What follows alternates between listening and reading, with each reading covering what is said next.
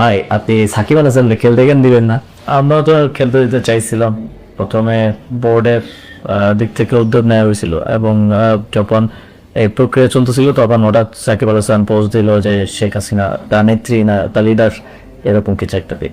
তো ওইটার পরে আসলে তখন শেখ হাসিনার বিরুদ্ধে ফাঁসি হয়েছে পলাতক, তারপর যে শহীদ ফ্যামিলি, তারপরে আহতরা তারা ফোন দেওয়া শুরু করলো যে ভাই এটা কি হলো, সাকিব আল হাসান এই ধরনের পোস্ট দিল। তাই তো আমরা পছন্দ করতাম, কিন্তু আমার বাচ্চাটা মারা গেছে বা আমার ভাই মারা গেছে, শহীদ হয়েছে, যে শেখ হাসিনার কারণে হইলো, তাকে নিয়ে এরকম একটা পোস্ট দিল।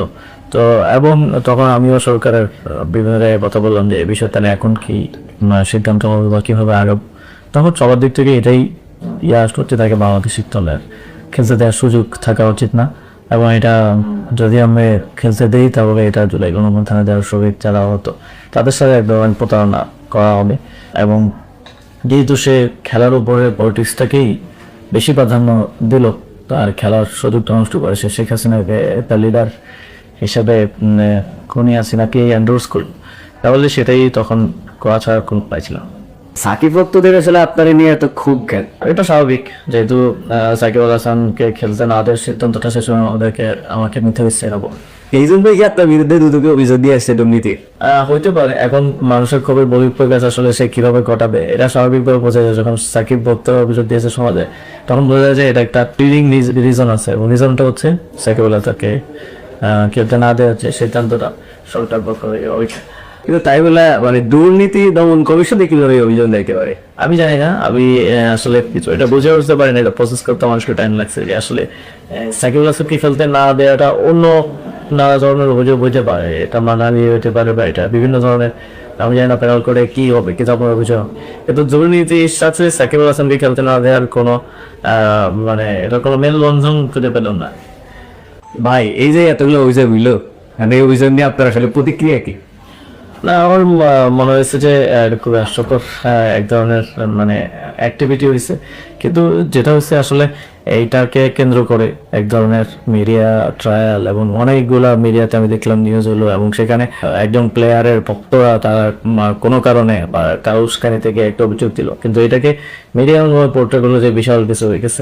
আমার দেখার মতো এই ধরনের অভিযোগ আমলে নেওয়ারও মনে হয় না কোনো সুযোগ আছে, কারণ এটা সরাসরি দুর্নীতির অভিযোগ না, এটা এমন যে দেশের ক্ষতি হয়েছে, দেশের কি হয়েছে, এটা তো অনেকটা অ্যাজাম্পশন ভিত্তিক এক ধরনের এবং খুব বহির্ভূত এক ধরনের অ্যাক্টিভিটি বলে আমার মনে হয়েছে। এবং আমার আসলে এই সিদ্ধান্তটা যখন আমরা নিই, এবং এখনো আমি দেখি যে বাংলাদেশের মানুষের মধ্যে এক ধরনের রেজ আছে, তখনও আন্দোলন হচ্ছিল যে সাকিব আল হাসানকে কেন্দ্র দেওয়া যাবে না। তো এটা একটা প্রো পিপল ডিসিশন হিসেবেই আমাদের নেওয়া, এবং আমি এটা বুঝি যে তার যারা একদম সোল ভক্ত আছেন তারা এটাতে কষ্ট পেয়েছে, কিন্তু কষ্টের বহিঃপ্রকাশটাও অন্য হয়ে যায় একটু গঠনতান্ত্রিক উপায়ে হওয়ার সুযোগ আছে। এই ধরনের উদ্যাপাশা অ্যাক্টিভিটি করলে সেটা হাস্যরসে পরিণত হওয়ার আছে। এর বাইরে যদি কোনো স্পেসিফিক অভিযোগ থাকে, আজ পর্যন্ত অনেক মিডিয়ায় অনেক ধরনের ট্রায়াল হয়েছে, কিন্তু কেউ স্পেসিফিকলি অভিযোগ করতে পারে যে স্পেসিফিক এই জায়গাটা এখানে দুর্নীতিটা হয়েছে, তাহলে সেটাও আমি জবাব দিতে প্রস্তুত আছি। যখন আমি দায়িত্বে ছিলাম তখন যে প্রসেসের মধ্যে দিয়ে যে কাজ আমরা করেছি সেটা তার সব কিছু নিয়ে আমরা জবাবদিহিতা করতে প্রস্তুত আছি। এবং বর্তমানে মন্ত্রণালয়ে আরেকজন অন্য কেউ দায়িত্ব গ্রহণ করেছেন, তারাও চাইলে দেখতে পারেন আমার সময় কোন ধরনের অনিয়ম হয়েছে কিনা। অনিয়ম তো কাগজে কলমে হয়, তো সেটার কাগজে কলমে সেটা রেকর্ড আছে, সেটা দেখার সুযোগ আছে। এবং আমার জানা মতো এই বিষয়ে বর্তমান যিনি মন্ত্রী আছেন তাকে হয়তো কোনো একটা মিডিয়া ইউনিট কোশ্চেন করা হয়েছিল, এবং তিনি মনে হচ্ছেন যে তারা তো ভালো কাজ করেছে, সে সময় তাদের অনেক সাফল্য আছে। তো এইগুলো একটা অফিসিয়াল জায়গা থেকে একরকম আসতেছে, কিন্তু মিডিয়া ন্যারেটিভে অনেক উদ্দেশ্য প্রণোদিতভাবে ভিন্নভাবে এটা পোর্ট্রে করতে হয়। যেমন এই যে এই ইস্যুটা সাইফুল হাসানের কাইন্ডরা অভিযোগ করলো, এটা নিয়ে নেটিজেনরা সবাই একদম হাসাহাসি করবো দেখুন সোশ্যাল মিডিয়ায়, কিন্তু মিডিয়া ভিন্নভাবে আসলো। মিডিয়ায় আসতেছে যে আসিফের দরিদ্রে কাঁপছে দুলো, অথচ এইটা ভক্তদের এক ধরনের খুব বহির্ভূত অ্যাক্টিভিটি।